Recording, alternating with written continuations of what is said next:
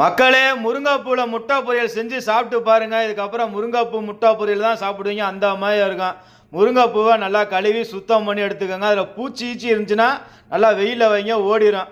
வெங்காயம், இஞ்சி, பூண்டு, பச்சை மிளகா, இது மிளகா சாறு, இதுதான் மெயின். ஒரு பாத்திரத்தில் எண்ணெய் ஊற்றி எண்ணெய் காஞ்சதும் நல்லா நறுக்கி வச்ச இஞ்சி, வெங்காயம், பச்சை மிளகா, வெள்ளை பூண்டு எல்லாத்தையும் போட்டு நல்லா வதக்கணும். ரொம்ப வதக்கலாம் தேவையில்லை. இந்த அளவுக்கு வதங்கினதுக்கப்புறம் நம்ம கழுவி வச்ச முருங்கைப்பூவை சேர்த்து நல்லா வதக்கணும். 4 முட்டையில் அழுக்கு இல்லாமல் போட்டு நல்லா கிளறி வச்சுக்கோங்க. நல்லா முருங்கைப்பூ இந்த மாதிரி சுருண்டு வந்துடுவாங்க.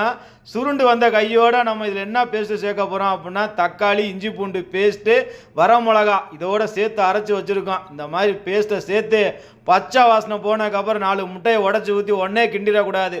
ஒரு 10 செகண்டுக்கு அப்புறம் இந்த மாதிரி கிண்டினீங்க அப்படின்னா தனித்தனியாக உதிரியாக மலைச்சாலுமே வருவாங்க.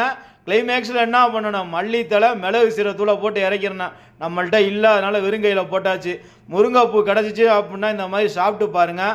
டேஸ்ட்டு தாராளமாக இருக்கும். சின்ன பிள்ளைங்களுக்கு இந்த மாதிரி கொடுத்தீங்க அப்படின்னா அவங்களுக்கு தெரியவே தெரியாது முருங்கைப்பூவா முட்டையா அப்படின்னு. ஏன்னா அந்த அளவுக்கு டேஸ்ட்டாக இருக்கும். நல்லா சாப்பாடோட பெனஞ்சு ஒரு வாய் சாப்பிட்டு பாருங்கள், அப்புறம் சொல்லுங்கள்.